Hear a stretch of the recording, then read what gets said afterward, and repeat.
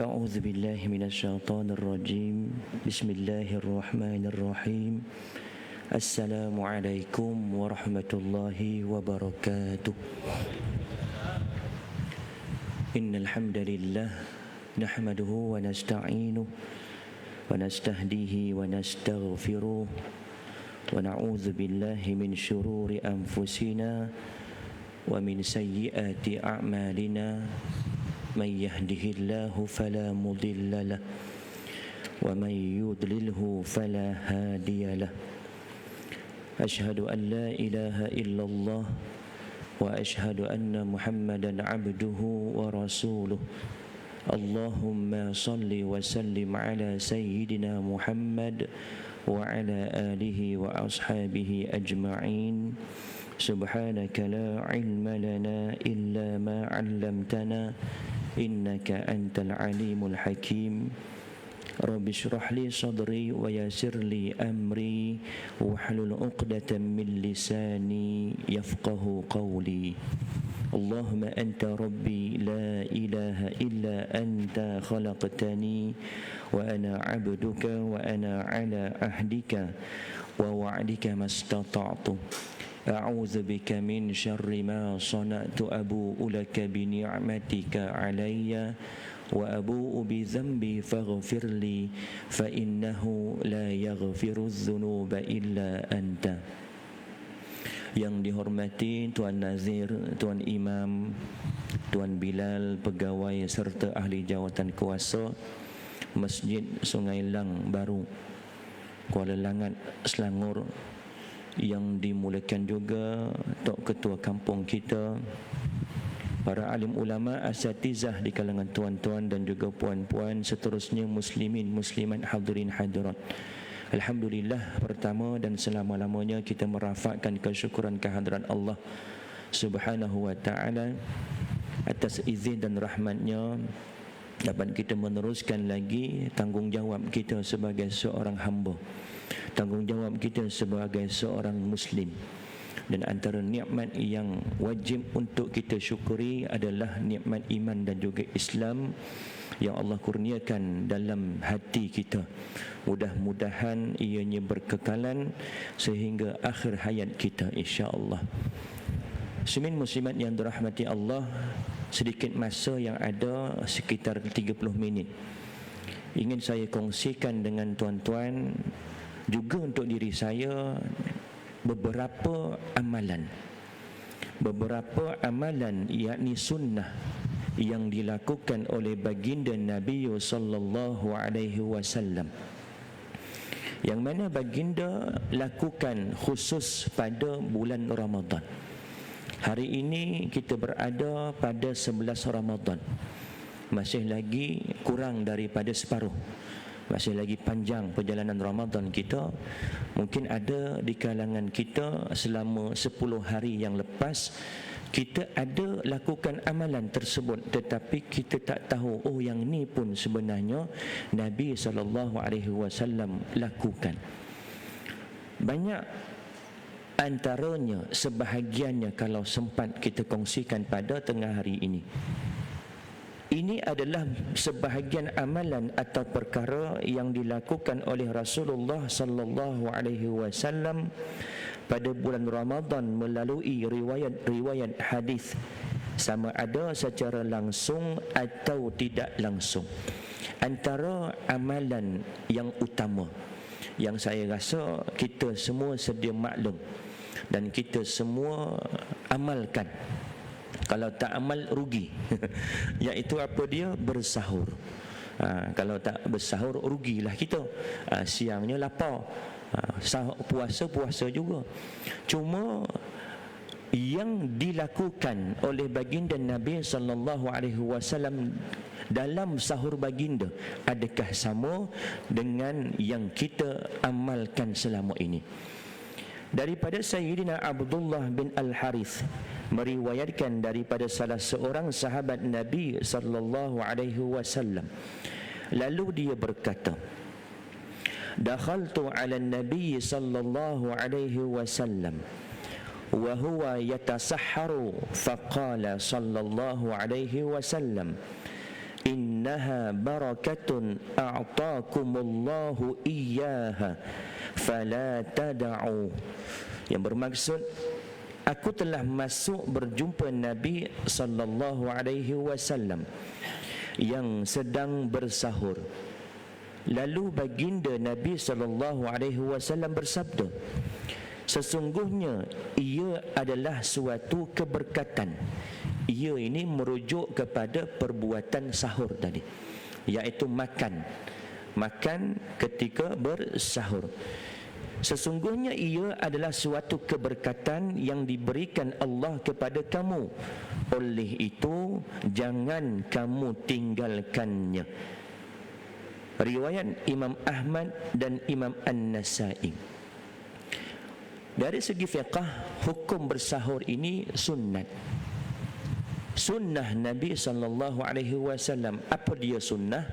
Perkara yang disandarkan kepada baginda Nabi sallallahu alaihi wasallam min qaulin, dari segi perkataan, min fa'lin au fi'lin, dari segi perbuatan, dan juga taqriratin, dari segi pengakuan.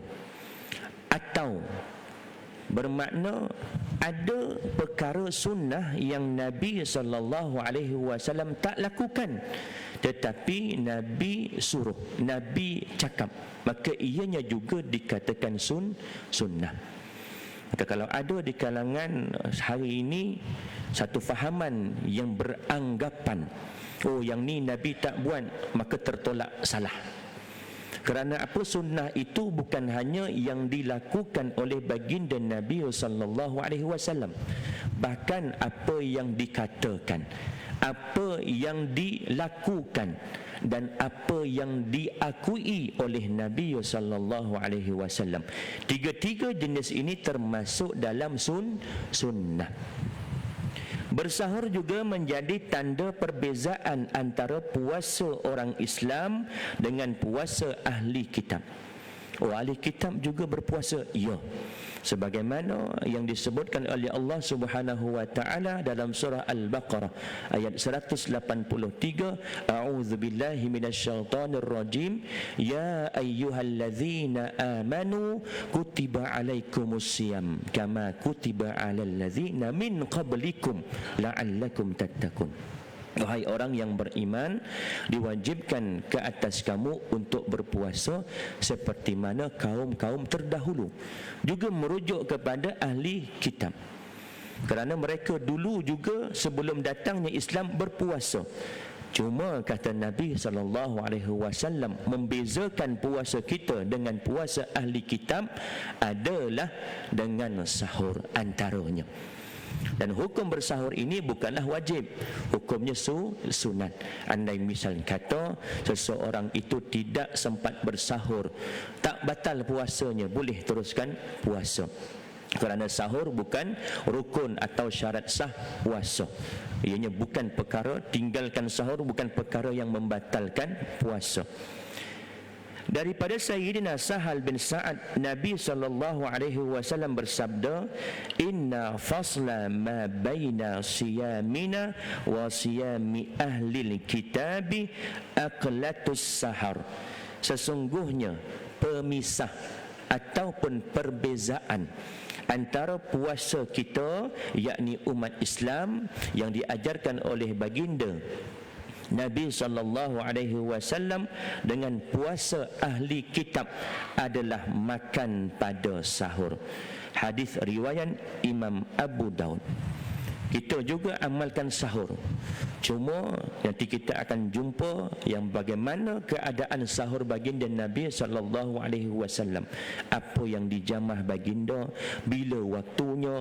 Mungkin kita anggap sahur, oh pukul 12 malam pun pergi kedai mamak sahur juga. Tak.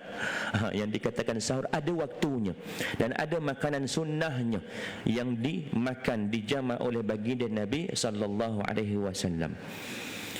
Hadis yang kedua berkaitan tentang bersahur dengan buah kurma, iaitu tamar. Bukan hanya sunnah berbuka dengan buah tamar, bahkan sahur dengan buah kurma atau tamar juga merupakan sunnah Nabi sallallahu alaihi wasallam. Dan sunnah bilangannya adalah ganjil. 1 atau 3 atau 5 atau 7 biji. Kalau lapar sangat ambil 21 biji, habiskan sekotak. Lapar sangat. Sunnahnya ganjil. Makan genap tak berdosa, jangan risau. Tak berdosa, kenyang juga. Cuma sunnahnya adalah dengan bilangan ganjil. Berbuka juga begitu. Kalau kita nak menjamu orang, kadang-kadang di masjid, di tempat-tempat ada sediakan iftar. Iftar yang sederhana sebelum maghrib. Diberi air mineral, diberi sebungkus, ada kuih dan juga kurma. Pastikan masukkan bilangan kurma 1, 3, 5 ganjil, supaya mereka faham, oh sunnahnya adalah dengan bilangan ganjil. Lepas habis sembahyang sembahyang maghrib, barulah makan yang berat. Ini kebiasaan di mana-mana tempat iftar. Bersahur dengan buah kurma. Daripada Sayyidina Abu Hurairah radhiyallahu anhu berkata, Rasulullah sallallahu alaihi wasallam bersabda, "Ni'ma suhurul mu'minit tamru."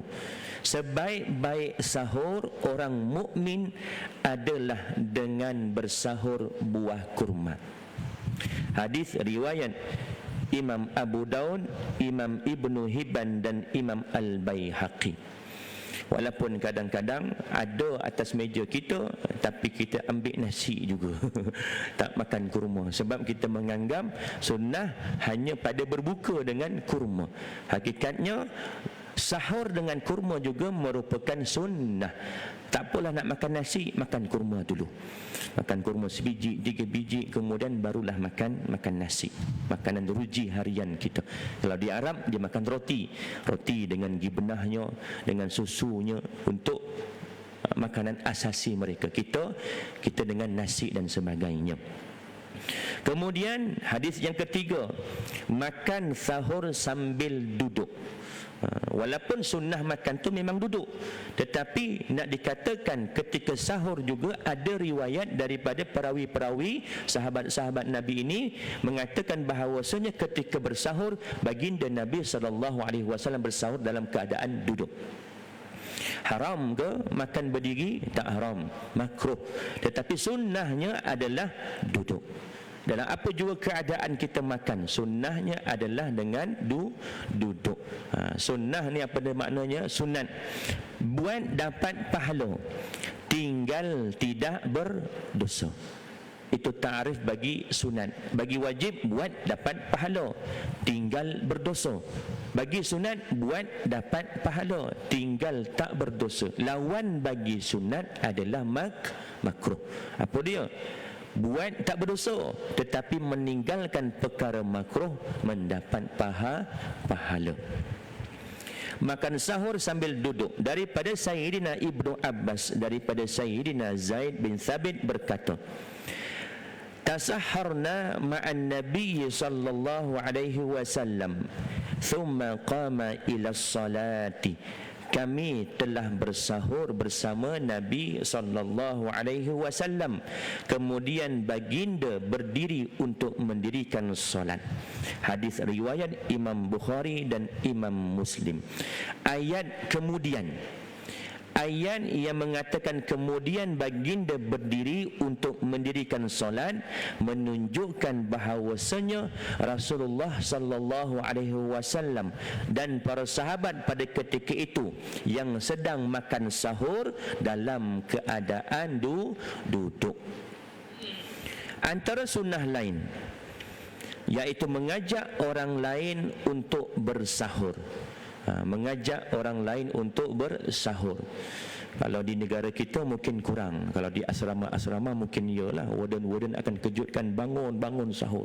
Kalau di negara seberang, dia satu tradisi mengajak orang sahur sambil ketuk gendang dan sebagainya. Di Mesir juga ada.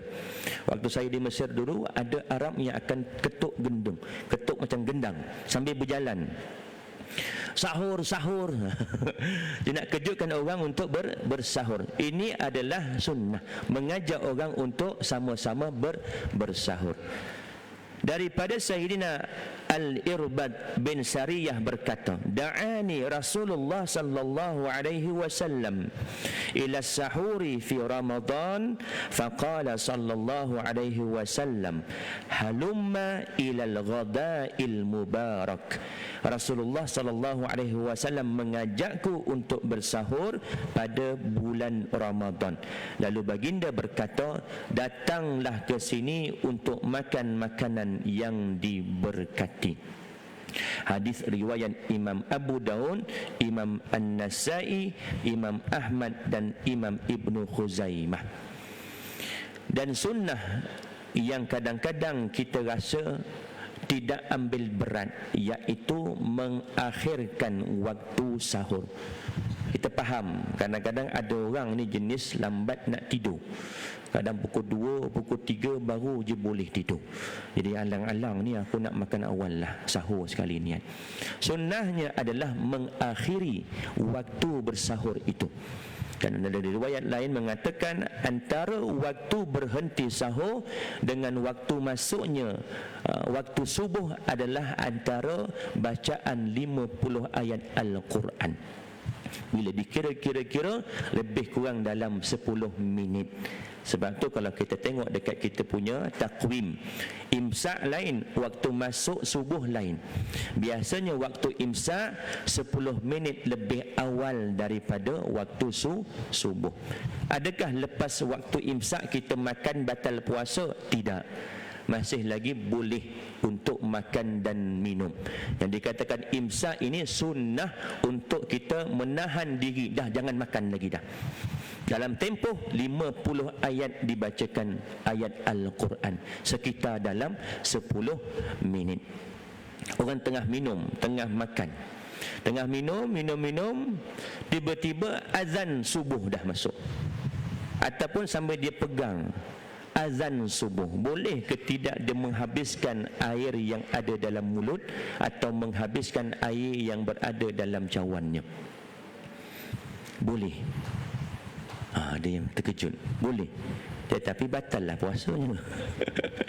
Tak boleh dah, kerana itu waktu yang terakhir dah. Azan saja menandakan masuknya waktu subuh, maka itulah bermulanya waktu puasa. Apa yang ada di tangan, apa yang ada di mulut dikeluarkan. Dikeluarkan. Sebab tu ada waktu imsak sunnah sekitar 50 ayat Al-Quran, iaitu waktu untuk kita menahan diri kita daripada makan dan minum. Bila kita berhenti awal 10 minit, bermakna itulah yang dilakukan oleh baginda Nabi SAW.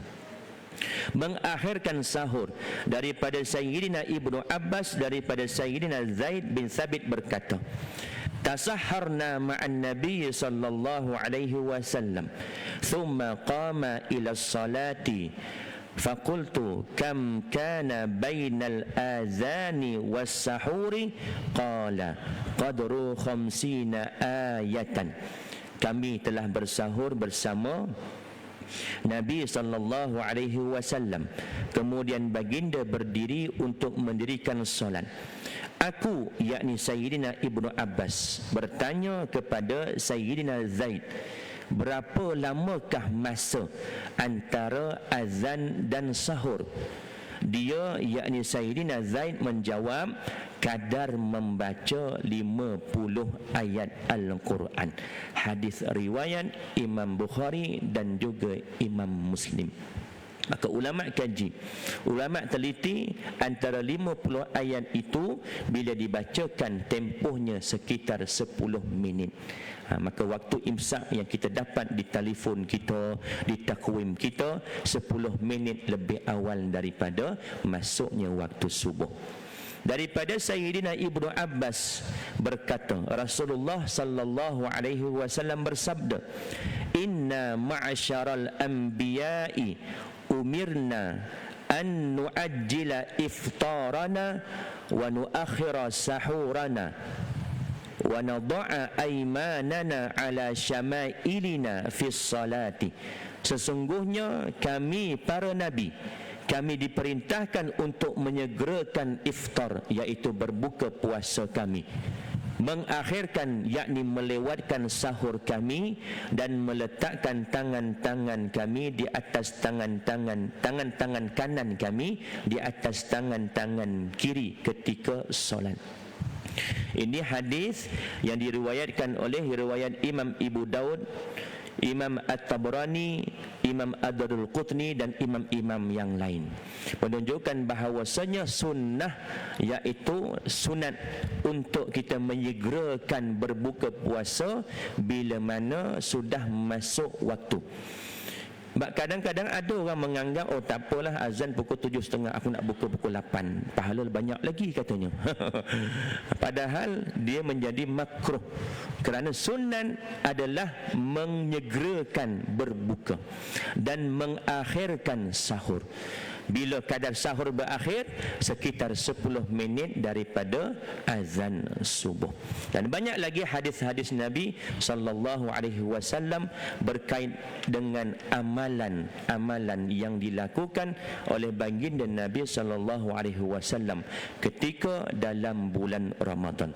Akhir hadis ingin saya kongsikan, anna Rasulullah sallallahu alaihi wasallam رقي المنبر فقال صلى الله عليه وسلم آمين آمين آمين فقيل له يا رسول الله ما كنت تصنع هذا فقال صلى الله عليه وسلم قال لي جبريل أرغم الله أنف عبد أو بعد دخل رمضان فلم يغفر له فقلت آمين ثم قال رغم أنف عبد أو بعد أدرك والديه أو أحدهما لم يدخله الجنة فقلت آمين ثم قال رغم أنف عبد أو بعد